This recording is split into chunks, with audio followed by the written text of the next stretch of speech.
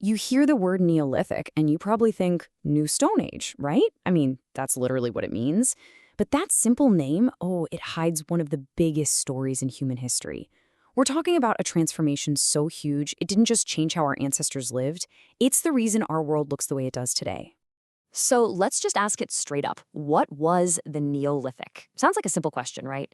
But believe me, the answer we have today is a world away from the answer you'd have gotten 150 years ago. And here's the cool part.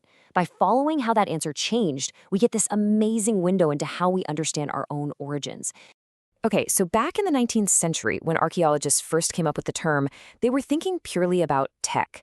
Neolithic meant you had these new polished stone tools. That's it, a simple little step up. But fast forward to now, and whoa, the picture is totally different. We're not just talking about tools anymore. We're talking about the birth of farming, the beginning of settled village life. It's a complete revolution in society, in how we think, in, well, everything. So how in the world did we make that jump? From a story about better rocks to a full-blown revolution? Well, that massive leap in our understanding really comes down to one person, a brilliant, incredibly influential archaeologist. And here he is, V. Gordon Childe. So in the early 20th century, Childe is looking at all this evidence, the pottery, the tools, the bones, and he sees a pattern that nobody had really put into words before. He realized, hey, this isn't just a simple tech upgrade. This is a fundamental, deep-down change in how human society works. And he's the one who gave it that game-changing name, the Neolithic Revolution. And when he said revolution, he meant it. For Childe, this was just as big, just as world-shattering as the Industrial Revolution. Think about that. It wasn't just about a new gadget, it was a whole new operating system for humanity, all thanks to farming and domesticating animals. It completely rewired our relationship with the planet. Now, Childe didn't just stop with the what. He also had a theory for the where. He called it the Oasis theory. The idea was pretty straightforward. After the Ice Age, things started getting really dry. So people, plants, and animals all got pushed together into these lush river valleys. The places with water. And it was in these crowded oases, think the Nile or Mesopotamia, that this revolutionary spark of farming first caught fire. Okay, so Childe's Neolithic revolution idea, it was huge, a total game changer. But you know how science works, it never just sits still. Someone always comes along and pokes holes in a good theory. And that's exactly what happened after World War II. Another archaeologist showed up and started asking some really smart, really pointed questions, especially about Childe's where. Meet Robert Braidwood. So in the 40s and 50s, he's looking at Childe's Oasis theory, and he thinks, something doesn't quite add up here. He spots what he thinks is a major logical flaw, and he comes up with an alternative idea that is just, well, it's simple, but it's absolutely brilliant. Here was his big question, and it's one of those why didn't I think of that moments. He basically asked, if you're going to start farming wheat and barley or domesticating sheep and goats, wouldn't you go to the place where all that stuff grows wild, where it's already all around you? That's not necessarily down in the river valleys. That's probably somewhere else entirely. And Braidwood had a name for his idea, the Hilly flanks theory. He argued that the real action, the birthplace of this whole new world, wasn't in the oases at all. It was up in the grassy foothills, the hilly flanks of the Taurus and Zagros mountains that circle the Fertile Crescent. Why? Because that was the natural home for wild wheat, wild barley, wild goats, and wild sheep. He said this is the zone where people first started tinkering with this whole new way of living. So now we've got a classic scientific showdown, right? Team Childe and the Oasis theory versus Team Braidwood and the Hilly flanks.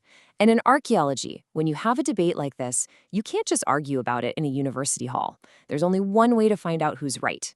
You've got to get your hands dirty. You have to go dig. And Braidwood was all about the scientific method. He had his hypothesis, now he needed the proof. And he did something that was pretty groundbreaking for the time.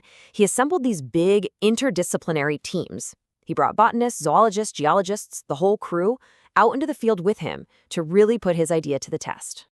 Their first big test site was a place called Jarmo, up in the foothills of the Zagros Mountains in modern-day Iraq. And boom, they find one of the earliest settled villages ever discovered. And where is it? Smack dab in the middle of Braidwood's Hilly flanks zone. The evidence, right from the start, was looking pretty good for him. Okay, so Jarmo was a great start, but the search didn't stop there. The investigation then shifted to another crucial part of the Hilly flanks, southeastern Anatolia, what's now southeastern Turkey, on the slopes of the Taurus Mountains. This became the new hotspot, the real frontier for figuring out where farming truly began. So in 1964, a joint team from Istanbul and Chicago universities, led by Robert Braidwood and the incredible Turkish archaeologist Halit Çambel, started digging at a site called Çayönü. And what they uncovered there? Well, it was going to change the story all over again. The amazing thing about Çayönü was that it was like a history book written in dirt. The layers were so deep and so clear, they could literally watch the entire story unfold. In the bottom layers, they found hunter-gatherers who had just started to settle down. A little higher up, they see the first baby steps, people beginning to manage wild plants and animals. Then you see more complex buildings pop up. And only then, way up in the later layers, after a really, really long time, do you finally see what looks like full-on agriculture. So here's the big takeaway. The evidence from Çayönü was crystal clear.